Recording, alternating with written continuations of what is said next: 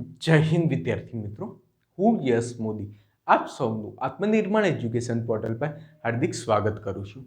મિત્રો, આજે આપણે શાસન, સુશાસન અને નૈતિક શાસન વિશેની સમજ મેળવીશું.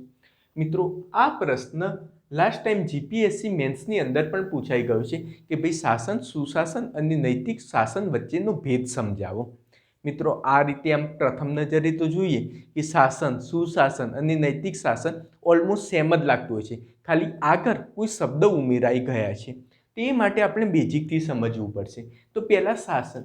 તો મિત્રો, શાસન એ સરકારની ક્રિયાકલાપ સાથે સંબંધિત છે. એટલે મીન્સ ધારો કે નરેન્દ્ર મોદી સરકારનું અત્યારે શાસન ચાલતું હોય છે, તો નરેન્દ્ર મોદી સરકાર દ્વારા જે પણ ક્રિયાકલાપ કરવામાં આવતી હોય છે એ દરેક વસ્તુનો શાસનની અંદર સમાવેશ થતો હોય છે. હવે તમારા મનમાં પ્રશ્ન થતું હોય કે સર આ કેવી રીતે? તો મિત્રો, તમને ખ્યાલ છે કે ભાઈ સરકાર હોય એ પોતાના સ્પષ્ટ રીતે કામ કરતા હોય છે. જેમ કે સરકારના 3 અંગો હોય: ધારાસભા, કારોબારી અને ન્યાયતંત્ર. ધારાસભાનું શું કામ? કે ભાઈ કાયદા બનાવવાનું. કારોબારીનું શું કામ? તો કાયદાનું અમલીકરણ કરવાનું. અને ન્યાયાલયનું કામ તો જે ઉચિત ન્યાય હોય એ ન્યાયાલયમાં અપાતું હોય છે અને બનાવેલા જે કાયદા છે, લોસ છે, એ બંધારણ પ્રમાણે યોગ્ય છે કે અયોગ્ય એ ડિસાઇડ કરવાનું કામ ન્યાયતંત્રનું હોય છે. આ રીતે 3 અંગ હોય. તો આ 3ની જે પણ કાર્યવાહી કરવામાં આવતી હોય એ દરેક વસ્તુનો સમાવેશ શાસનની અંદર થઈ જાય છે. ને જ્યારે પ્રશાસન એટલે મીન્સ કાયદાનું જે અમલીકરણ કરવા માટે જે કાર્યવાહી કરવામાં આવતી હોય આપણા સિવિલ સર્વિસ અધિકારી દ્વારા, તે દરેક વસ્તુનો સમાવેશ પ્રશાસનની અંદર થાય છે. એટલે મિત્રો, ઘણા બધા મનમાં કન્ફ્યુઝન હોય છે કે સર શાસન શું ને પ્રશાસન શું? તો આ બેઝિક ડિફરન્સ છે કે ભાઈ શાસનની અંદર જે નીતિ નિર્માણની જે પ્રક્રિયા હોય, જે ગાઈડલાઈન હોય એનો સમાવેશ થતા હોય, ને જ્યારે કાયદાનું અમલીકરણ કરવા માટે જે ઇન્ફ્રાસ્ટ્રક્ચર, જે રીતે પ્રોસેસ કરવામાં આવતી હોય છે સિવિલ સર્વિસ અધિકારી દ્વારા, તો એ દરેક વસ્તુનો સમાવેશ પ્રશાસનની અંદર થતો હોય છે. તો શાસન તો તમને ખ્યાલ આવી ગયો. હવે સુશાસન એટલે શું? તો જ્યારે સરકાર જે પણ ક્રિયાકલાપ કરે છે, ધારાસભા કાયદા બનાવવાનું કાર્ય કરે છે, તો એ રીતે કાયદો બનાવશે જેના કારણે વંચિત વર્ગનો ફાયદો થાય, જેમાં ઈમાનદારી હોય, જવાબદેહી હોય, સ્પષ્ટતા હોય, નિષ્પક્ષતા હોય, કાયદાનું શાસન હોય, જેવા ગુણો અંતર્નિહિત સમાવેલા હોય તેવા શાસનને સુશાસન કહેવામાં આવે. એટલે કંઈ સુશાસન કંઈ ડિફરન્ટ ના હોય. ધારો કે તમે એમ સમજો કે મૌર્ય યુગ દરમિયાન સમ્રાટ અશોકનું શાસન, તો આપણે સમ્રાટ અશોકના શાસનને સુશાસન કહી શકીએ, કેમ કે એની અંદર તમે જુઓ કે ભાઈ ધમનીતિ અપનાવવામાં આવી હતી. દરેક વાતમાં વંચિત વર્ગને વધુમાં વધુ મેક્સિમમ પ્રાધાન્ય આપવામાં આવ્યું હતું. તેનો મતલબ શું? કે ભાઈ એ શાસનની અંદર ઈમાનદારીના લક્ષણ જોવા મળે છે, જવાબદેહી જોવા મળે છે, નૈતિક પણ શાસન રીતે છે, દરેક નૈતિક શાસનના ગુણો પણ ફોલો કરવામાં આવે છે. તો એ અંતર્ગત એને આપણે સુશાસન કહી શકીએ. અને જ્યારે નૈતિક શાસન, તો નૈતિક શાસન સમજવા માટે પહેલાં નૈતિક શું છે? તો મેં તમને આગળ પણ સમજાવ્યું હતું કે તમે કરેલું કાર્ય નૈતિક ક્યારે કહેવાય? તો દેશકાળ પરિસ્થિતિમાં સાધન અને સાધ્યની પવિત્રતાને ધ્યાનમાં રાખીને જો તમે માનવ કલ્યાણ માટે જે પણ કાર્ય કરતા હોય, જેના કારણે શુભની સ્થાપના થાય, સત્યની સ્થાપના થાય, એ દરેક કાર્ય નૈતિક છે. એટલે નૈતિક શાસન એટલે શું? તો તમે જે પણ કાર્યવાહી કરો છો, ધારાસભા તો જે પણ કાયદા બનાવવાની પ્રક્રિયા કરે છે તે નૈતિક રીતે, એટલે મીન્સ તમે કાર્ય યોગ્ય છે કે અયોગ્ય ને એનું લક્ષ્ય શું છે કે ભાઈ માનવ કલ્યાણ કરવાનું. તો એ અંતર્ગત તમે જે પણ કામ કર્યું હોય એ દરેક વસ્તુ નૈતિક અંતર્ગત આવે. તો શાસનમાં શું? તો તમે શાસન કોઈ અમુક ઉચ્ચ ગુણવત્તાવાળા જે માનવ કલ્યાણ માટે થતા હોય એ નીતિગત નિયમો આધારિત તમે શાસન ચલાવો છો, તો એ શાસનને નૈતિક શાસન કહેવાશે. જેમ કે અત્યારની જ વાત કરો, કોરોનાની પરિસ્થિતિ છે, તો આપણી બહુ જ ખરાબ કન્ડિશન છે, ત્યારે ગવર્મેન્ટ આત્મનિર્ભર પેકેજ આપ્યું, તે વસ્તુ શું? ભાઈ નૈતિક શાસન કહેવાય કે ભાઈ દેશકાલ પરિસ્થિતિની અંદર માનવ કલ્યાણને લઈને સરકારે સ્ટેપ લે છે, તો આ વસ્તુ એ બતાવે છે કે ભાઈ સરકારમાં નૈતિકતા છે, કેમ કે એમને સત્યની સ્થાપના કરી છે, શુભની સ્થાપના કરી છે, આત્મનિર્ભર પેકેજ આપીને વેક્સિનેશન પ્રોગ્રામ ફ્રી રાખ્યો છે. તો એ શું બતાવે છે કે ભાઈ દેશકાલ પરિસ્થિતિમાં કોરોનાની સમસ્યા આવી છે ત્યારે સરકારે હેલ્પ કરી છે. તો શેના દ્વારા? ભાઈ વેક્સિનેશન પ્રોગ્રામ દ્વારા એ સમસ્યાને દૂર કરવાનો પ્રયત્ન કર્યો અને માનવ કલ્યાણ માટે કાર્ય કર્યું છે. તો આ શાસનને નૈતિક શાસન કહેવાય, જેમાં નૈતિકતાના આધારે નિર્ણય લેવામાં આવે. તમે કોઈ પણ કાર્ય કરો છો તો યોગ્ય છે કે અયોગ્ય, આડેધડ કામ નહીં કરો. આંતરરાષ્ટ્રીય સંબંધ પણ તમે સાચવશો તો નૈતિકતાના ધોરણે સાચવશો. ધારો કે તમને ખ્યાલ હશે કે ઘણા બધા આંતરરાષ્ટ્રીય સંબંધમાં આમ લૂંટવાની વાતો એ રીતનું ચાલી રહ્યું છે, જ્યારે ભારત હોય છે તે કાયમી સોફ્ટ પાવર નીતિ અપનાવે છે. તો આ વસ્તુ શું કે ભાઈ એ કોઈ પણ કાર્ય કરે છે નૈતિકતા દ્વારા ચલાવી રહ્યું છે. તો આ ભેદ છે. તો તમે સમજી શકો કે ભાઈ હકીકતમાં સુશાસન અને નૈતિક શાસન જેવી અવધારણા શાસનનું જ વિસ્તારિત રૂપ છે. તો અમુક લોકો કે ભાઈ આ સુશાસન અને નૈતિક શાસન અલગ છે, તો મિત્રો એવું નથી. આ શાસનની બ્રોડ પરિકલ્પના છે. તમે એક સિમ્પલી સમજી શકો કે ભાઈ તમે પીએમ બની ગયા છો, તો પીએમ બન્યા પછી તમે તમારી જે જવાબદારી હોય, ક્રિયાકલાપ હોય, સરકાર જે ક્રિયાકલાપ તમારા અંતર્ગત કરતા હોય એ દરેકે દરેક વસ્તુનો અંદર સમાવેશ શાસનની અંદર થઈ જાય. હવે તમે બહુ જ સારી રીતે કામગીરી કરો છો, તમે એ રીતે કાયદાનું નિર્માણ કરો છો જેના કારણે વંચિત વર્ગને પણ બેનિફિટ થાય, ઈમાનદારી રાખો છો, તમે ઉત્તરદાયિત્વ પણ લો છો, જવાબદેહી પણ લો છો. તમારા કાર્યકાળ દરમિયાન કાયદાનું શાસનની સ્થાપના થાય છે. તો એમ કહેવાશે કે ભાઈ નરેન્દ્ર મોદી સરકાર જે કામ કર્યું છે એ સુશાસન ચાલી રહ્યું છે એમના શાસન દરમિયાન.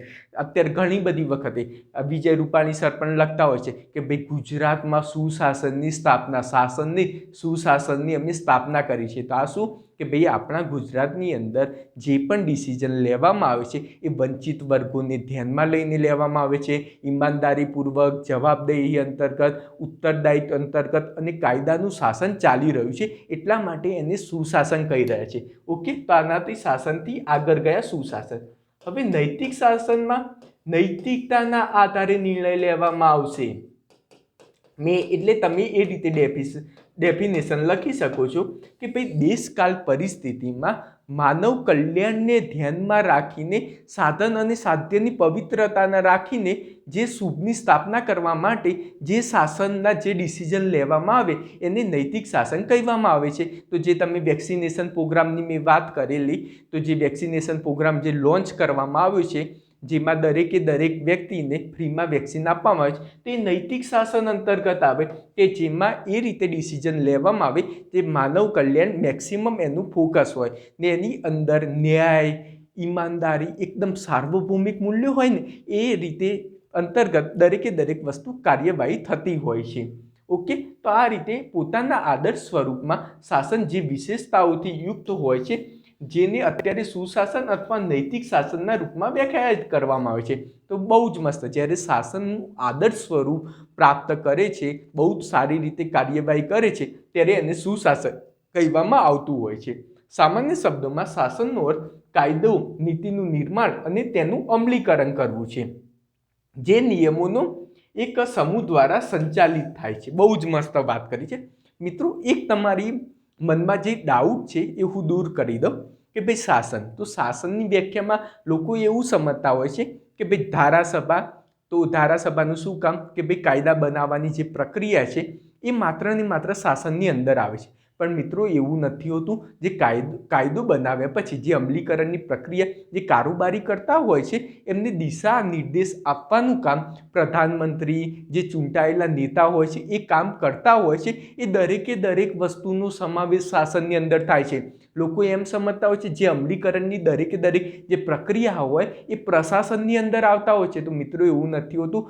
જે એ માટે અમલીકરણ માટે જે સજેશન આપવામાં આવે છે, જે દિશા નિર્દેશો આપવામાં આવે છે એ દરેકે દરેક વસ્તુનું શાસનમાં સમાવેશ થાય છે. એટલા માટે જ એવું કહેવામાં આવે છે જ્યારે શાસનનું કામ પૂરું થાય છે ત્યારે પ્રશાસનનું કામ શરૂઆત થાય છે. એટલે મીન્સ શાસનનું કામ કાયદાની કાર્યવાહી કરવાનું બનાવી દીધા, દિશા નિર્દેશો આપી દેવાનું, પરંતુ ગ્રાઉન્ડ લેવલે એમને અમલીકરણ તો કરવું પડે ને. તેનું કામ પ્રશાસન, વહીવટનું કામ એ જ હોય છે કે ભાઈ જે પણ ગવર્મેન્ટે યોજના બનાવી એને યોગ્ય રીતે અમલીકરણ કરવું. આ રીતે સામાન્ય શબ્દોમાં શાસનનો અર્થ કાયદાનું નીતિ નિર્માણ, તેનું અમલીકરણ કરવું અને જે નિયમોનો એક સમૂહ દ્વારા સંચાલિત થાય છે. હવે સુશાસનનો અર્થ ન માત્ર કાયદા અને નીતિઓનું ઉત્તમ અમલીકરણ, પણ તે સમાજના વંચિતોને પણ સાથે લઈને ચાલે છે. મેં વાત કરી ને કે ભાઈ સુશાસનની અંદર શાસન તો ખરું, પ્લસ એમને વંચિત વર્ગોને પણ બેનિફિટ થાય એ રીતે નિર્ણય લેવામાં આવતા હોય છે.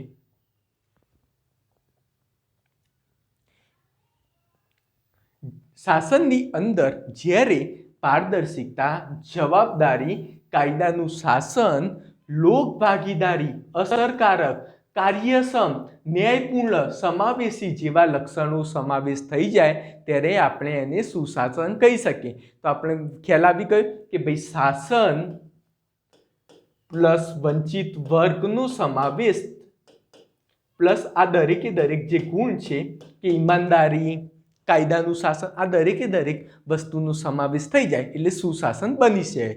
ઓકે, હવે આના ઉપરથી તમે મિત્રો એ રીતે લખી શકો છો કે આ આખું શાસન છે, આ જે ગોળ રાઉન્ડ કર્યું ને એની રીતે. હવે એની અંદર આ બધા જ્યારે ગુણ સમાવેશ થઈ જાય કે જે ઈમાનદારી વાત કરી, નૈતિકતા ના ધોરણો, મૂલ્યાંકનની વાત કરીને મેં આગળ, કાયદાનું શાસન, જવાબદારી, એ દરેકે દરેકનો સમાવેશ થઈ જાય તો આ સુશાસન થઈ જાય. ને એની અંદર બી નૈતિક ધોરણો દરેકે દરેકનો સમાવેશ થઈ જાય ત્યારે એ નૈતિક શાસન બની જાય. એટલે શાસનની અંદર જ આવી સમાવેશ અંતર્નિહિત થઈ જતું હોય છે. તે જ રીતે નૈતિક શાસનમાં સત્ય, ન્યાય, ઈમાનદારી જેવા ઉચ્ચ સાર્વભૌમિક મૂલ્યો સમાવિત હોય છે. ને નૈતિક શાસન નીતિ નિર્માણ અને અમલીકરણ દરમિયાન ઉચિત, અનુચિત જેવા નૈતિક માપદંડો પર વધુ બળ આપે છે. એટલે મીન્સ જ્યારે પણ કોઈ પણ ડિસિઝન લેવામાં આવતા હોય ત્યારે એ વસ્તુ ધ્યાનમાં રાખશે, શું આ ખરેખર આ વસ્તુ ઉચિત છે કે અનુચિત. ધારો કે ઇઝરાયલ અને પેલેસ્ટાઇન મુદ્દે અત્યારે વિવાદ થયો ત્યારે નૈતિક શાસન જે કરતા હોય તો કોને સપોર્ટ કરવો જોઈએ તે લોકો ડિસિઝન લેતા પહેલાં એવું વિચારશે કે ભાઈ ઇઝરાયલે જે કામ કર્યું એ નૈતિક છે કે અનૈતિક. જો અનૈતિક હશે તો ઇઝરાયલને સપોર્ટ નહીં કરે. એવું નહીં કે ઇઝરાયલ જોડેથી આપણને બેનિફિટ થાય છે એટલે સપોર્ટ કરી દેવું, પરંતુ એ નૈતિકતાના ધોરણે ડિસાઇડ કરશે. એટલે આ નૈતિક શાસન કહેવામાં આવે છે, જેમાં ખોટું શું છે, સાચું શું છે એમાં વિચાર કરવામાં આવતો હોય છે. ઉદાહરણ તરીકે આ બહુ જ મસ્ત ઉદાહરણ છે કે ભાઈ શાસન ચલાવવા માટે બધા નાગરિકો પર સમાન કર લાગુ કરવું એ શાસનનું કામ છે. કે ભાઈ શાસનનું કામ શું, તો દરેક વ્યક્તિ પર ટેક્સ નાખવો એ. પરંતુ સુશાસન અંતર્ગત પ્રગતિશીલ કર વ્યવસ્થા અપનાવવામાં આવે અને આવકના હિસાબથી કર લાગુ પાડવામાં આવે. એટલે મીન્સ પ્રગતિ, આપણા ત્યાં પ્રોગ્રેસિવ ટેક્સ છે, જેમ ઇન્કમ વધુ એમ ટેક્સ વધુ ભરવું પડે. એનો મતલબ શું થાય કે ભાઈ જે ગરીબ લોકો છે એમને ટેક્સમાંથી રાહત પણ આપવામાં આવે છે. પછી એવું ભાઈ 2.5 લાખ કરતાં વધુ ઇન્કમ તેને આટલા ટકા ટેક્સ લાગશે, 5 લાખથી વધુ ઇન્કમ તેને થોડું વધારે પ્રમાણમાં ટેક્સ લાગશે. તો આ શું બતાવે છે કે ભાઈ ભારતમાં સુશાસન, જે પ્રગતિશીલ કર વ્યવસ્થા છે એ સુશાસનનું ઉદાહરણ છે, જેમાં વંચિત વર્ગને ધ્યાનમાં રાખીને નિર્ણય લેવામાં આવતા હોય છે. જ્યારે નૈતિક શાસનમાં પ્રગતિશીલ કર વ્યવસ્થા ઉપરાંત સરકાર ઈમાનદારીપૂર્વક કર આપવાની અને અશુભની પ્રાપ્તિ માટે સંપન્ન લોકોને સબસિડી છોડવાની અપીલ કરી શકે, જેથી વધુ જરૂરિયાતમંદોને લાભ થાય. તો બહુ જ મસ્ત વાત કરી છે કે ભાઈ આની અંદરે જે ગવર્મેન્ટ કોઈને ધારો કે ગેસ માટે સબસિડી આપવામાં આવતી હોય છે તો અમીર વર્ગના લોકોને એમ કહે ભાઈ તમે એ સબસિડી છોડી નાખો, જેના કારણે વંચિત વર્ગના લોકોને મેક્સિમમ બેનિફિટ થાય. આ ટાઈપના જે જગ્યાએ નિર્ણય લેવામાં આવે તેની અંદર નૈતિક શાસન કહેવાય. નૈતિકતાના આધારે કાર્યવાહી થઈ છે. એટલે ટૂંકમાં એ રીતે તમે સમજી શકો કે ભાઈ માનવ કલ્યાણના લઈને સાધન અને સાધ્યની પવિત્રતાના ધ્યાનમાં રાખીને જે પણ સરકાર દ્વારા ડિસિઝન લેવામાં આવ્યો જેના કારણે શુભની સ્થાપના થાય એ દરેક કાર્ય નૈતિક શાસન અંતર્ગત આવી જાય. એના મેક્સિમમ ઉદાહરણ લખી શકો. તમે વેક્સિનેશનનું પણ ઉદાહરણ લખી શકો. ઉદાહરણ તરીકે આપો કે આ માનવ કલ્યાણને લઈને આ કાર્ય થયું છે, એટલા માટે આને નૈતિક શાસન કહી શકો. તો આ રીતે અંદર માઇનોર ભેદ છે. બહુ મસ્ત રીતે ચાર્ટ સંગાતે સમજાવશો, તમને સારા એવા માર્ક્સ મળી શકે છે. જય હિન્દ, જય જય ગરવી ગુજરાત.